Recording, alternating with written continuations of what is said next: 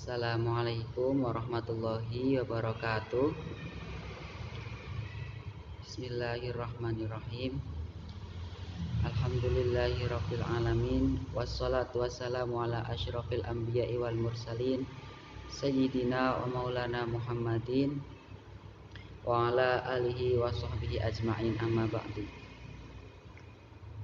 Yang kami hormati Pak Ahmad Zuhrudin selaku dosen ilmu tauhid dan juga teman-teman mahasiswa ilmu tauhid yang kami cintai. Selamat pagi semuanya. Semoga kita semua tetap diberi kesehatan oleh Allah Subhanahu wa taala dan tetap dijaga fisik maupun jiwanya dari hal-hal yang tidak diridhoi oleh Allah Subhanahu wa taala. Perkenalkan, di sini nama saya Alvan Aqil Fadli, NIM 1903026051, akan menyempurnakan tugas ujian akhir semester, yaitu hafalan beberapa surat yang telah ditentukan pada awal perkuliahan. Di antaranya adalah surat An-Nisa ayat 48, surat Al-Ahqaf ayat 4, surat Al-An'am ayat 74 sampai 79. Nah, yang pertama yaitu surat An-Nisa ayat 48. Bismillahirrahmanirrahim. Innallaha la yaghfiru an yushraka bihi wa yaghfiru ma duna dzalika liman yasha. Wa may yusyrik billahi faqad iftara itsman 'azima. Bahwasanya Allah Subhanahu wa taala tidak mengampuni dosa-dosa orang yang berbuat syirik. Dan Allah Subhanahu wa taala mengampuni dosa selain syirik sesuai dengan sunnatullah ataupun kebijaksanaannya. Dan barang siapa yang melakukan syirik, maka ia telah berbuat dosa besar. Perlu kita ketahui yang pertama, syirik itu apa sih? Syirik adalah menyekutukan Allah, menyembah selain Allah, ataupun meyakini bahwasanya ada Tuhan lain selain Allah. Allah itu membuat ataupun menciptakan dunia dan seisinya itu ada bantuannya. Itu namanya syirik. Namun dalam Al-Quran sudah sangat jelas sekali bahwasanya Allah Subhanahu wa taala itu satu, tidak bersekutu, tidak mempunyai teman, tidak mempunyai musuh, tidak mempunyai anak. Seperti dalam surat Al-Ikhlas ayat 1, Qul huwallahu ahad. Qul, katakanlah, huwa dia Muhammad, Allahu ahad. Allah itu adalah ahadun. Allah itu Maha Esa, jadi tidak ada sekutu baginya. Jelas sekali bahwasanya Allah Subhanahu wa taala itu adalah Maha Esa, jadi tidak ada sekutu baginya. Bagi orang yang berbuat syirik, maka ia termasuk orang-orang yang mendapatkan dosa yang besar. Untuk masalah diampuni atau tidaknya itu tergantung orangnya dan juga tergantung yang Maha Kuasa.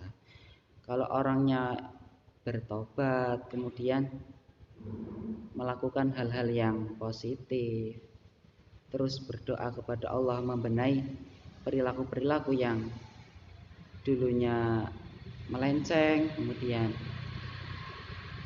belajar ilmu tauhid yang sebenar-benarnya dan meminta ampun kepada Allah Subhanahu wa taala. Kemudian Allah mengampuni dosa selain syirik. Jelas sekali bahwasanya rahmat Allah itu lebih luas daripada murkanya. Jadi orang yang berbuat dosa, jikalau ia bertaubat, kemungkinan besar Allah Subhanahu wa taala pasti mengampuninya. Karena Allah Subhanahu wa taala mempunyai sifat Ghafurur Rahim, yaitu Maha Pemaaf dan Maha Kasih Sayang.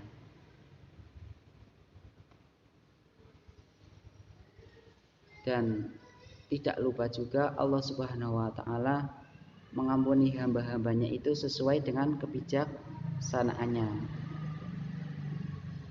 Ya tergantung dari manusianya sendiri.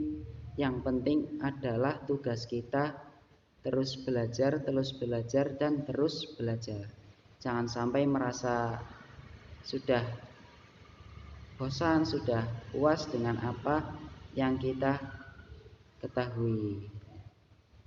Inti dari surat ini adalah bahwasanya Allah Subhanahu wa taala itu tidak bersekutu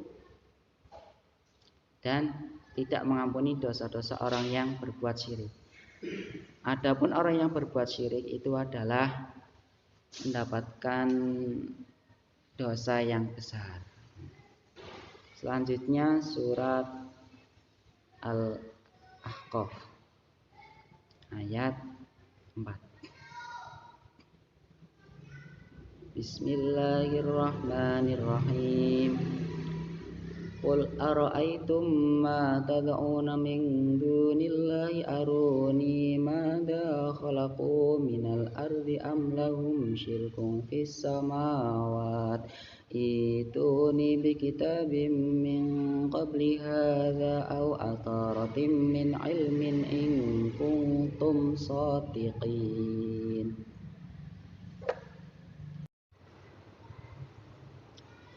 Al-Ahqaf ayat 4. Katakanlah Muhammad, apa yang kau sembah selain Allah?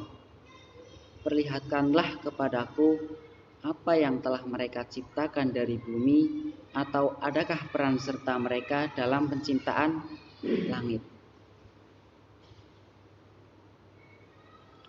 Bawalah kepadaku kitab yang sebelum Al-Quran atau pengetahuan orang-orang terdahulu, jika kamu orang-orang yang benar. Ayat ini menjelaskan bahwasanya surat Al-Ahqaf ayat 4 menerangkan tentang tauhid, bahwasanya Allah Subhanahu wa taala itu adalah benar-benar Tuhan yang satu, tidak ada sekutu baginya.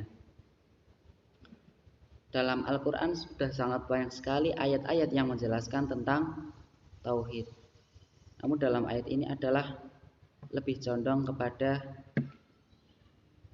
penciptaannya. Seperti surat yang pertama turun, yaitu surat Al-Alaq, Iqra bismi rabbikal ladzi khalaq. Khalaq itu adalah menciptakannya atau membuat. Allah itu mampu membuat bumi dan langit, yang mana bumi dan langit itu yang tadinya tiada menjadi ada. Allah mampu menciptakan manusia yang tadinya tidak ada menjadi ada. Allah mampu menciptakan hewan yang tadinya tidak ada menjadi ada, dan yang lain sebagainya. Dan di ayat ini Allah Subhanahu wa taala menantang Tuhan-Tuhan sesembahan yang selain Allah. Menantangnya itu apa yang telah mereka kontribusikan dalam penciptaan langit ataupun bumi ini. Apakah mereka iuran semen ataupun pasir ataupun yang lainnya? Jikalau orang-orang itu bisa membuktikannya, buktikan. Ataupun terdapat keterangan dalam kitab-kitab selain Al-Quran bahwasanya ada Tuhan selain Allah yang berhak disembah, coba buktikan kepada Allah. Ataupun pengetahuan orang-orang terdahulu. Nah, di sini jelas sekali bahwasanya orang-orang musyrik, orang yang berbuat syirik itu tidak dapat membuktikan dalil kitab-kitab sebelum Al-Quran bahwasanya ada Tuhan yang disembah selain Allah, dan juga ilmu-ilmu pengetahuan tentang penciptaan langit dan bumi, bahwasanya yang menciptakan yaitu hanyalah Allah Subhanahu wa taala. Allah Subhanahu wa taala menentang Tuhan-Tuhan para mereka jikalau kok mereka itu orang-orang yang benar, maka buktikan apa kontribusi Tuhan mereka dalam penciptaan langit, bumi, manusia, hewan, dan yang lain sebagainya. Dan ternyata mereka tidak bisa membuktikannya.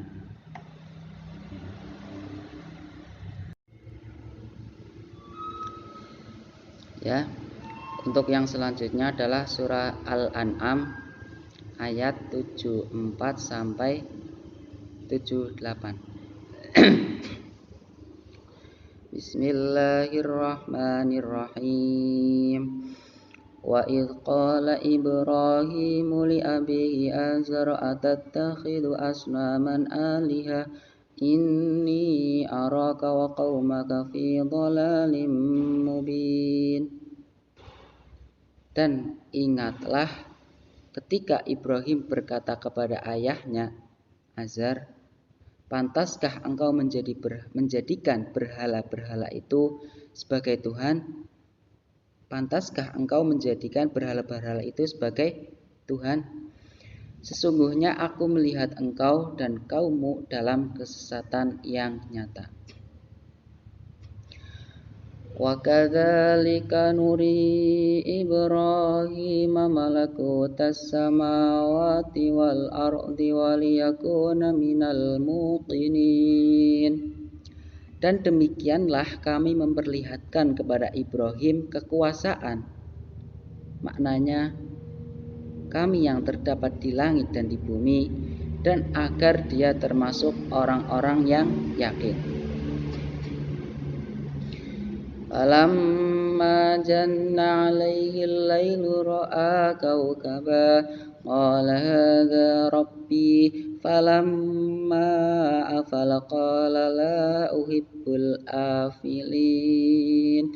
Ketika malam telah menjadi gelap, dia Nabi Ibrahim melihat sebuah bintang, lalu dia berkata, hadza rabbi, inilah Tuhanku. Maka ketika bintang itu terbenam, dia berkata lagi, aku tidak suka kepada yang terbenam.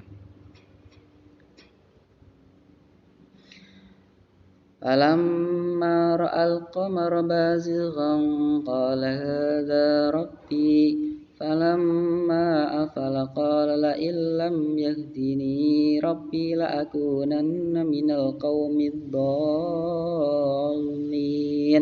Lalu ketika dia melihat bulan terbit, dia berkata, inilah Tuhanku. Tetapi ketika bulan itu terbenam, dia berkata, sungguh jika Tuhanku tidak memberi petunjuk kepadaku, pastilah aku termasuk orang-orang yang dhalin ataupun orang-orang yang sesat. Falamma ra'a asy-syamsa bazighatan qala hadza rabbi hadza akbar. Falamma afalat qala ya qaumi inni bari'um mimma tusyrikun. Kemudian ketika dia melihat matahari terbit, dia berkata, inilah Tuhanku, ini lebih besar Tetapi ketika matahari terbenam, dia berkata, "Wahai kaumku, sungguh aku berlepas diri dari apa yang kamu persekutukan." Nah, demikianlah surat Al-An'am ayat 74 sampai 78. Mungkin cukup sekian dari saya, kurang lebihnya mohon maaf. Ihdinas siratal mustaqim, siratal ladzina an'amta 'alaihim ghairil maghdubi 'alaihim waladdallin. Amin. Assalamualaikum warahmatullahi wabarakatuh.